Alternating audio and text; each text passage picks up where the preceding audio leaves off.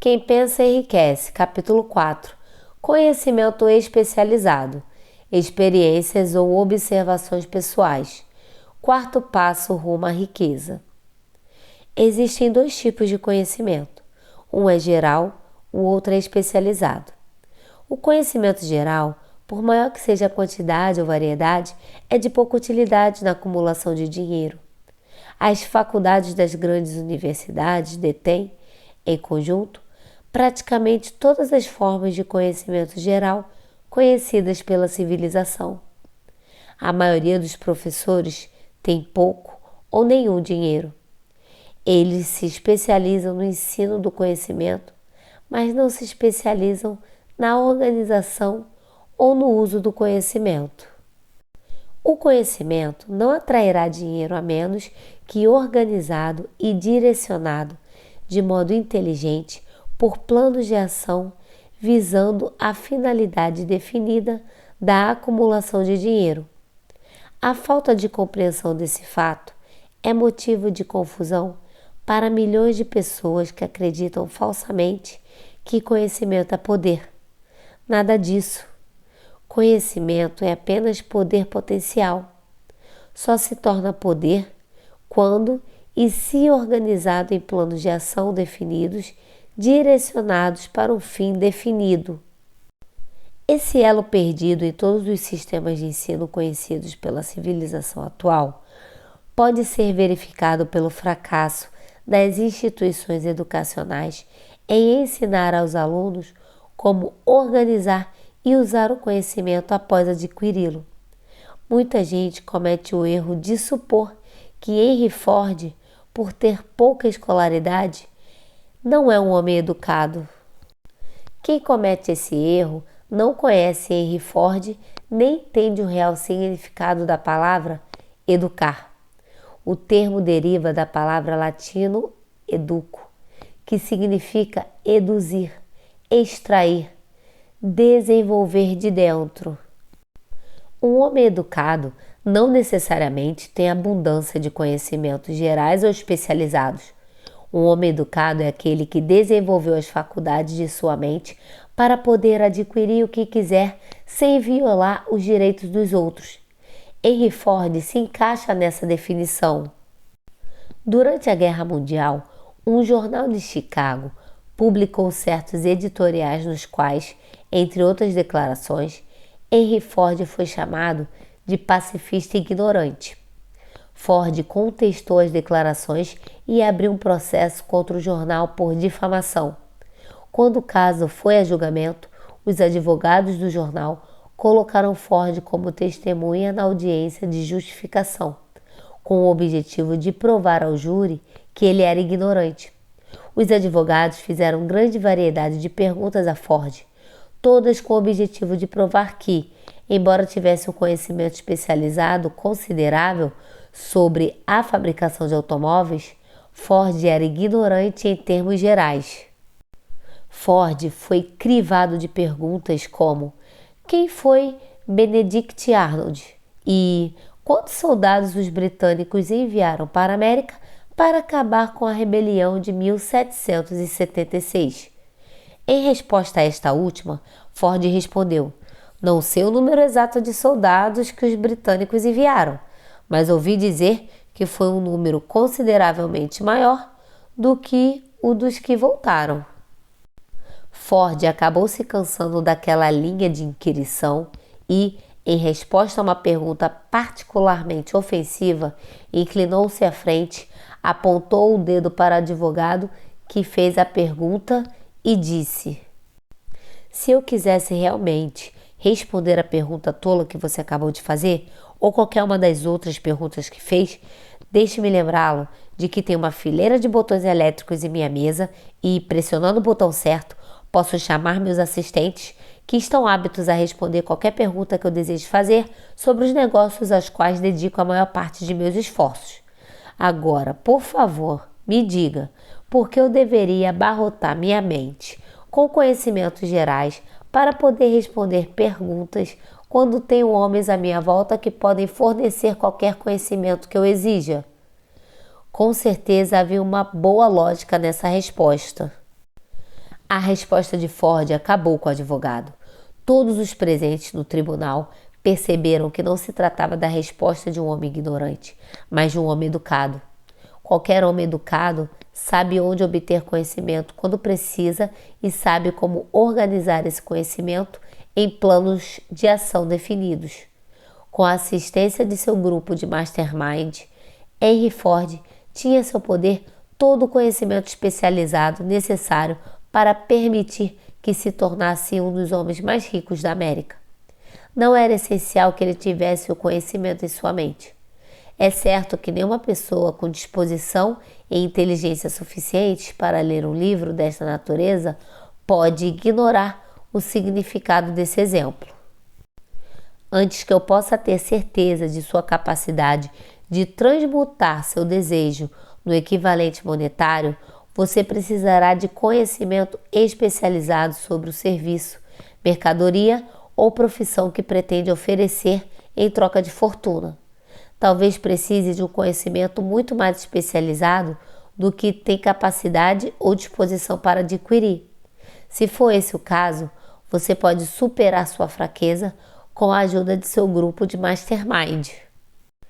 Andrew Carnegie afirmou que não sabia nada sobre os aspectos técnicos do ramo siderúrgico. Além disso, não se interessava em saber nada. Ele encontrava o conhecimento especializado necessário para a fabricação e a comercialização de aço nas unidades individuais de seu grupo de mastermind. A acumulação de grandes fortunas exige poder, e poder é adquirido mediante conhecimento especializado, altamente organizado e direcionado de modo inteligente. Mas tal conhecimento não precisa necessariamente estar na posse de quem acumula a fortuna. Esta última frase deve proporcionar esperanças e encorajamento ao indivíduo com a ambição de acumular fortuna, mas que não dispõe de educação necessária para o conhecimento especializado que possa ser exigido. Às vezes, as pessoas passam a vida sofrendo de complexo de inferioridade por não serem, entre aspas, educadas. A pessoa que consegue organizar e dirigir uma aliança de mastermind, cujos membros têm conhecimento útil para a acumulação de dinheiro, é tão educada quanto qualquer um do grupo. Lembre-se disso, caso você sofra de sentimento de inferioridade por sua escolaridade limitada. Thomas A. Edison teve apenas 3 meses de escolaridade durante toda a vida. Ele não carecia de educação nem morreu pobre. Henry Ford não chegou à 6ª série na escola, mas conseguiu se sair muito bem em termos financeiros. O conhecimento especializado está entre as formas de serviço mais abundantes e mais baratas de se obter. Se você duvida, consulte a folha de pagamento de qualquer universidade. Vale a pena saber como comprar conhecimento. Antes de tudo, decida o tipo de conhecimento especializado exigido e o objetivo para o qual é necessário. Em grande medida, seu principal objetivo na vida, a meta para a qual você trabalha, ajudará a determinar qual conhecimento é necessário.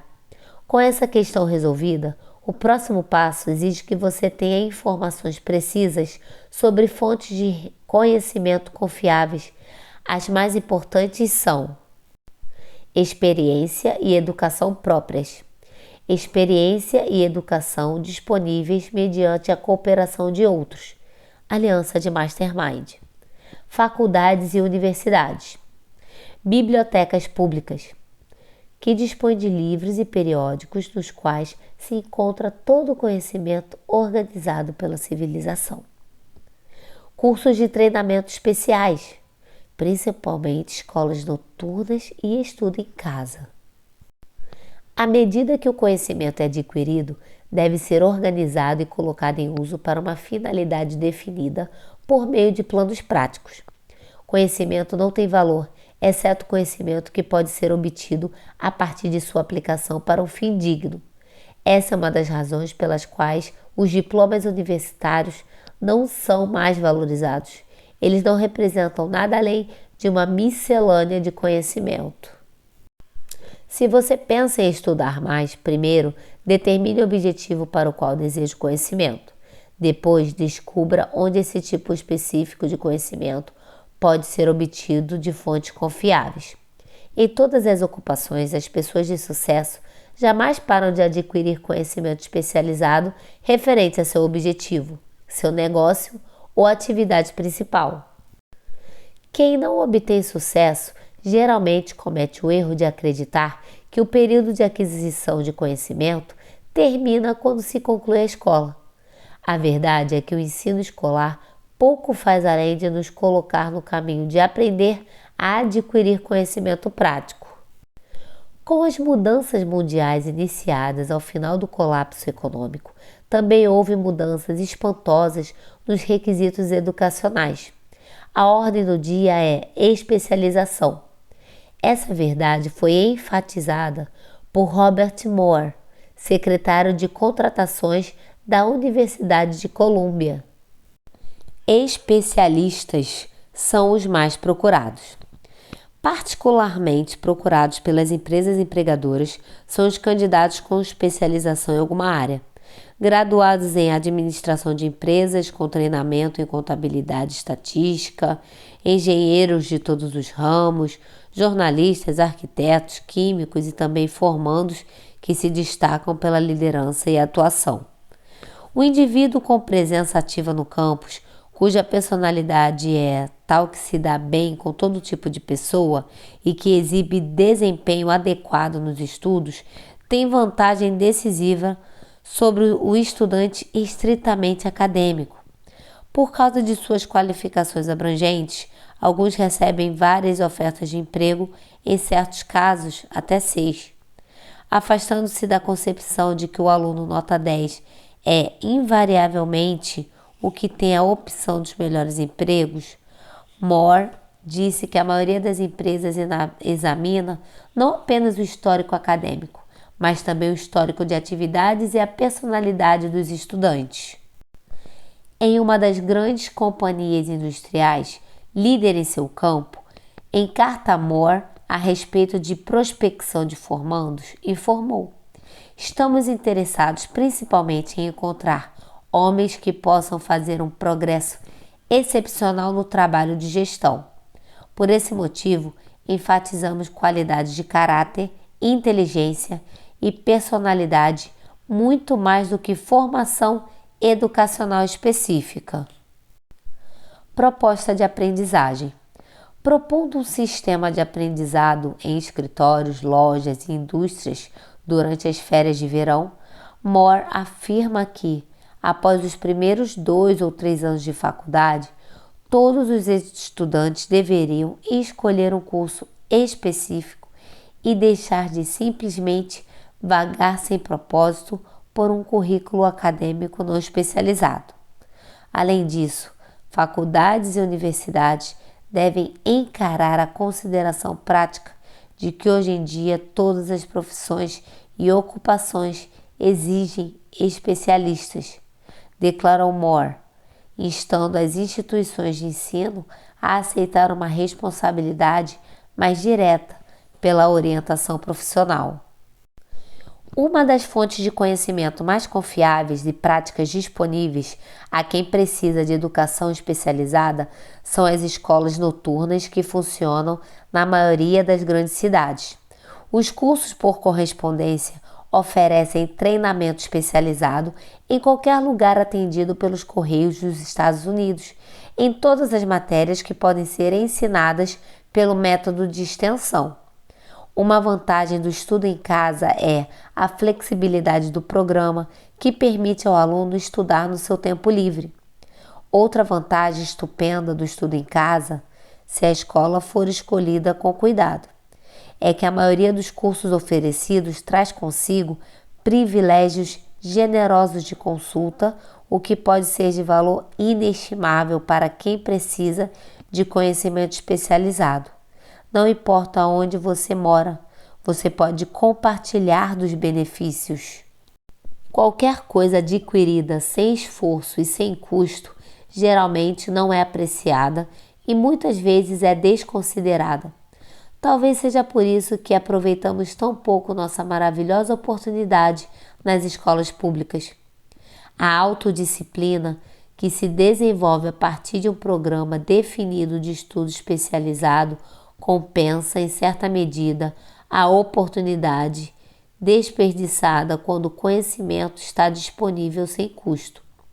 As escolas por correspondência são instituições de negócios altamente organizadas. Suas mensalidades são tão baixas que elas são forçadas a insistir no pagamento imediato. Ser obrigado a pagar, tirando boas notas ou não, tem o efeito de fazer o estudante seguir o curso que, do contrário, abandonaria. As escolas por correspondência não enfatizam suficientemente esse ponto, mas a verdade é que seus departamentos de cobrança constituem o melhor tipo de treinamento em decisão, prontidão, ação e no hábito de acabar com o que começa. Aprendi isso com a experiência própria há mais de 25 anos. Matriculei-me em um curso de publicidade por correspondência. Depois de completar 8 ou 10 aulas, parei de estudar, mas a escola não parou de me enviar boletos. Além disso, insistia no pagamento, quer eu continuasse meus estudos, quer não. Decidi que, se tinha que pagar pelo curso, o que legalmente eu era obrigada a fazer, deveria concluir as lições para fazer valer o meu dinheiro. Na época, considerei o sistema de cobrança da escola um pouco organizado demais, mas mais tarde na vida compreendi que havia sido uma parte valiosa do meu treinamento, pela qual não fora cobrada taxa alguma. Sendo obrigado a pagar, fui em frente e completei o curso. Mais adiante descobri que o eficiente sistema de cobrança daquela escola valeu muito na forma de dinheiro que recebi graças ao curso em publicidade que fiz com tanta relutância. Temos neste país o que se diz ser o maior sistema de escolas públicas do mundo. Investimos somas fabulosas em belos prédios, fornecemos transporte adequado às crianças que moram na zona rural para que possam frequentar as melhores escolas, mas há uma fraqueza espantosa nesse maravilhoso sistema. Ele é gratuito. Uma coisa estranha dos seres humanos é que valorizam apenas aquilo que tem um preço. As escolas gratuitas da América e as bibliotecas públicas gratuitas não impressionam as pessoas porque são gratuitas. Esse é o principal motivo pelo qual tanta gente acha necessário adquirir treinamento adicional depois de terminar a escola e ir trabalhar. É também um dos principais motivos pelos quais os empregadores têm em maior consideração os empregados que fazem cursos de ensino à distância. Eles sabem por experiência própria que qualquer pessoa que tenha a ambição de dedicar parte do tempo livre a estudar em casa tem as qualidades que contribuem para a liderança. Esse reconhecimento não é um gesto de caridade, é um sólido julgamento profissional por parte dos empregadores. Existe nas pessoas uma fraqueza para a qual não há remédio, é a fraqueza universal da falta de ambição. Pessoas que agendam seu tempo livre para estudar em casa, especialmente pessoas assalariadas, raramente ficam por baixo por muito tempo. Sua ação abre o caminho para a ascensão, remove muitos obstáculos e atrai o interesse favorável daqueles que têm o poder de colocá-las no caminho da oportunidade. O método de estudo em casa é especialmente adequado às necessidades de trabalhadores que descobrem, após deixar a escola, que precisam adquirir conhecimentos especializados adicionais, mas não podem dedicar tempo para voltar à escola. As mudanças na situação econômica desde a depressão tornaram necessário que milhares de pessoas encontrassem fontes de renda adicionais ou novas. Para a maioria delas, a solução do problema pode ser encontrada apenas mediante a aquisição de conhecimento especializado. Muitas serão forçadas a mudar totalmente de profissão. Quando um comerciante descobre que determinada linha de produto não está vendendo, em geral a substitui por outra que apresente demanda. A pessoa cujo negócio é o comércio de serviços pessoais também deve ser uma comerciante eficiente. seus serviços não trazem retorno adequado em uma atividade, deve mudar para outra área na qual oportunidades mais amplas estejam disponíveis. Stuart Austin preparou-se como engenheiro civil e se manteve nessa linha de trabalho até a depressão limitar o mercado a ponto de não lhe proporcionar a renda necessária. Ele fez um inventário de si mesmo, decidiu mudar para o direito, voltou para a escola e fez cursos especiais com os quais se preparou para ser advogado corporativo. Apesar de a depressão não ter chegado ao fim, ele concluiu os estudos, passou no exame da ordem e rapidamente construiu uma lucrativa firma de advocacia em Dallas, Texas. Na verdade, está recusando clientes. Apenas para deixar registrado e antecipar os álibis daqueles que dirão: eu não poderia ir à escola porque tenho uma família para estudar, ou estou muito velho. Acrescentarei as informações de que Stuart Austin tinha mais de 40 anos e era casado quando voltou à escola.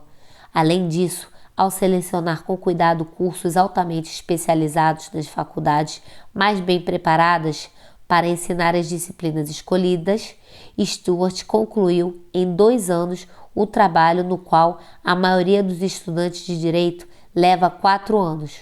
Compensa saber como comprar conhecimento.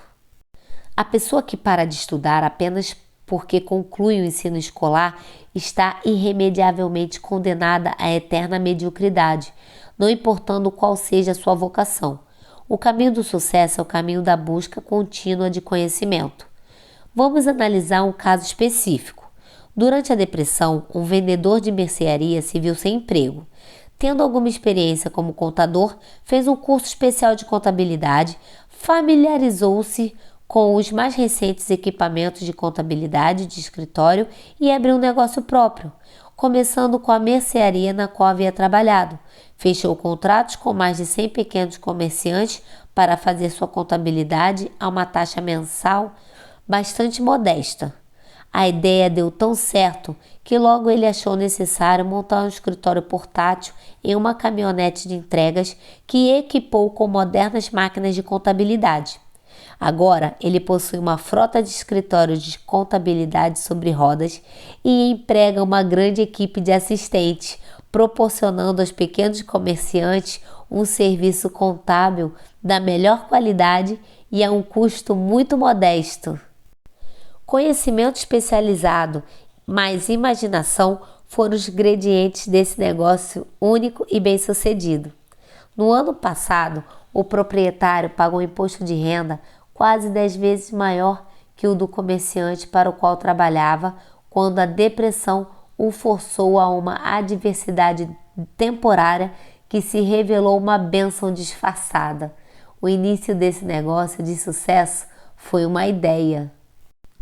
Como eu tive o privilégio de dar a ideia ao vendedor desempregado, agora exerço o privilégio adicional de sugerir outra ideia dotada de possibilidade de renda ainda maior e também a possibilidade de prestar um serviço útil a milhares de pessoas que dele necessitam muito. A ideia partiu do vendedor que desistiu de vender e entrou para o ramo de contabilidade por atacado. Quando o plano de atuar como contador foi sugerido como solução para seu problema de desemprego, ele rapidamente exclamou: "Gosto da ideia, mas não saberia como transformá-la em dinheiro." Em outras palavras, ele se queixou de que não saberia como comercializar seu conhecimento em contabilidade após adquiri-lo. Isso trouxe outro problema que precisava ser resolvido. Com a ajuda de uma jovem datilógrafa, habilidosa em lettering e apta a redigir a história, foi preparado um livro muito atraente descrevendo as vantagens do novo sistema de contabilidade. As páginas foram cuidadosamente datilografadas e coladas em um álbum comum, usado como um vendedor silencioso com o qual a história do novo negócio era contada de modo tão eficiente que o proprietário logo teve mais contas do que podia atender. Existem milhares de pessoas por todo o país que precisam dos serviços de um especialista em merchandising, capaz de preparar um material atraente para ser usado no marketing de serviços pessoais. A renda anual de tal serviço pode facilmente exceder a da maior agência de empregos e os benefícios do serviço podem ser muito maiores para o comprador do que os ganhos obtidos por meio de uma agência de emprego. A ideia aqui descrita nasceu da necessidade de sanar uma emergência, mas não se limitou a servir apenas a uma pessoa. A mulher que criou a ideia tem uma imaginação aguçada. Viu no fruto recém-nascido de seu cérebro o surgimento de uma nova profissão, destinada a prestar serviço valioso a milhares de pessoas que precisam de orientação prática no marketing de serviços pessoais. Estimulada a ação pelo sucesso instantâneo de seu primeiro plano de marketing de serviço pessoal, essa mulher enérgica a seguir voltou-se para a solução de problema semelhante do filho que acabara de concluir a faculdade, mas não conseguia encontrar mercado para seu serviço. O plano que ela concebeu para ele foi o melhor exemplo de merchandising de serviços pessoais que já vi. Quando o livro foi concluído, continha quase 50 páginas de informações bem organizadas e bem datilografadas sobre o filho, listando as aptidões naturais, escolaridade, experiências pessoais e uma grande variedade de outros dados muito numerosos para descrever. O livro também continha uma descrição completa do cargo que o filho desejava, com uma vívida apresentação do plano exato que ele usaria ao preencher o cargo. A preparação do livro exigiu várias semanas de trabalho, períodos em que a criadora mandou o filho à biblioteca pública, quase que diariamente, em busca dos dados necessários para vender seus serviços de maneira mais vantajosa. Ela o enviou também a todos os concorrentes do possível empregador para recolher informações vitais sobre seus métodos de negócio, que foram de grande valor na elaboração do plano que o rapaz pretendia usar ao preencher a posição que buscava. Quando o plano foi concluído, continha mais de meia dúzia de sugestões muito boas para uso e benefício do possível empregador. As sugestões foram colocadas em uso pela empresa.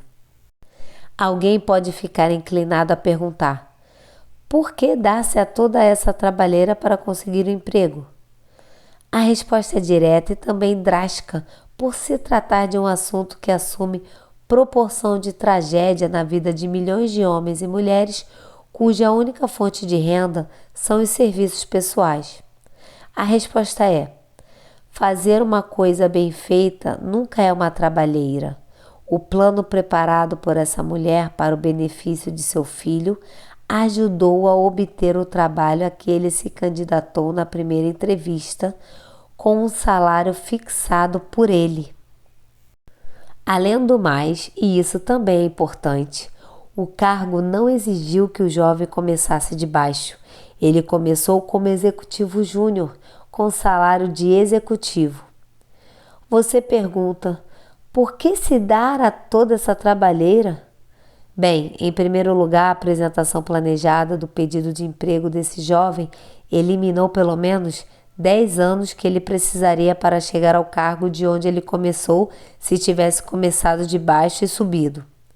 A ideia de começar de baixo e subir pode parecer sólida, mas a principal objeção é que muitos dos que começam de baixo nunca conseguem levantar a cabeça o suficiente para serem vistos pela oportunidade e por isso permanecem por baixo. Deve-se lembrar também que as perspectivas vistas de baixo não são lá muito brilhantes ou encorajadoras. Há uma tendência a matar a ambição. Chamamos isso de cair na mesmice, o que significa aceitar nosso destino, porque formamos o hábito da rotina diária, hábito que por fim se torna tão forte que deixamos de tentar largá-lo. Esse é outro motivo pelo qual vale a pena começar 1 ou 2 degraus acima do ponto mais baixo. Ao fazer isso, criamos o hábito de olhar em volta, de observar como os outros progridem, de ver oportunidades e de abraçá-las sem hesitar. Dan Halfin é um exemplo esplêndido do que estou dizendo. Nos tempos de faculdade, ele foi gerente do famoso time de futebol da Notre Dame no Campeonato Estadual de 1930, sob o comando de Knut Rockne. Talvez ele tenha sido inspirado pelo grande treinador a mirar alto e não confundir derrota temporária com fracasso. Assim como Andrew Carnegie, o grande líder industrial, inspirou seus jovens assessores de negócios a estabelecer metas altas para si mesmos. O jovem Ralph concluiu a faculdade em um momento extremamente desfavorável, quando a depressão tornara os empregos escassos. Portanto, depois de tentar carreira em banco de investimento e filmes, pegou a primeira coisa com um potencial de futuro que conseguiu encontrar: venda de aparelhos auditivos em regime de comissão. Qualquer um poderia começar com esse tipo de trabalho, e Ralph sabia disso, mas foi o suficiente para abrir a porta da oportunidade para ele. Por quase 2 anos, ele continuou em um emprego que não era de seu agrado e nunca teria ido além se não tivesse feito algo a respeito da insatisfação. Primeiro, mirou o cargo de gerente assistente de vendas da empresa e conseguiu o posto.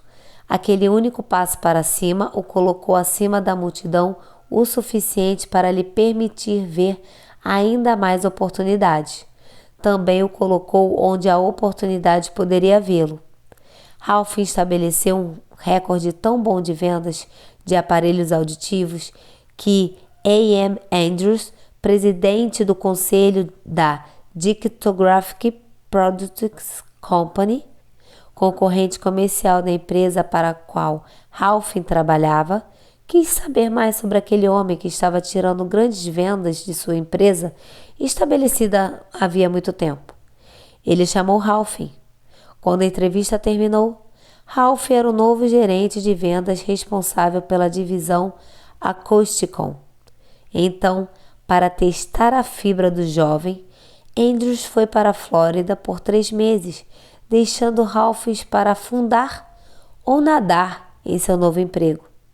Ralph não afundou.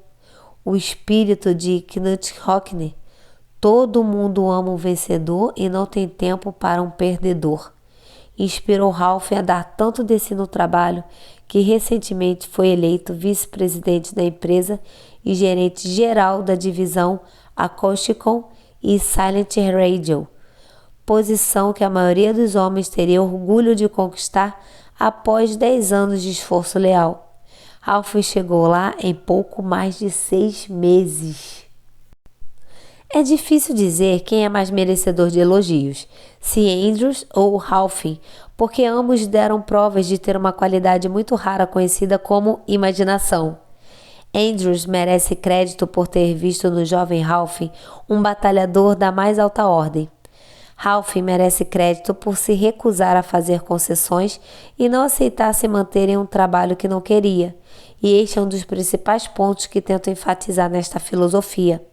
Galgamos para posições elevadas ou permanecemos por baixo devido a condições que podemos controlar caso tenhamos o desejo de fazê-lo.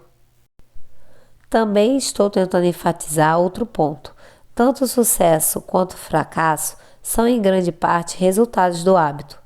Não tenho a menor dúvida de que a estreita associação de Dan Halfin com o maior treinador que a América já teve plantou em sua mente a mesma marca de desejo de excelência que se tornou o time de futebol da Notre Dame mundialmente famoso. Na verdade, há algo de útil na ideia da adoração a heróis desde que se adore um vencedor. Ralph me disse que Rockne foi um dos maiores líderes mundiais de homens em toda a história.